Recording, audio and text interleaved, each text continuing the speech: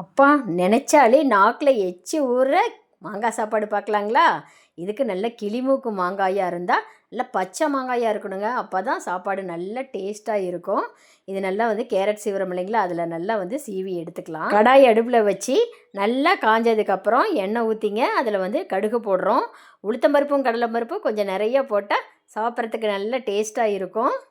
கடலைப்பருப்பு உளுத்தம்பருப்பு நல்லா வாசனை வர அளவுக்கு பொரிஞ்சதுக்கப்புறம் வரமிளகா தாங்க போடணும். வரமிளகா போட்டால் அந்த வரமிளகாவோட ஃப்ளேவர் நல்ல டேஸ்ட் எடுத்து கொடுக்கும்.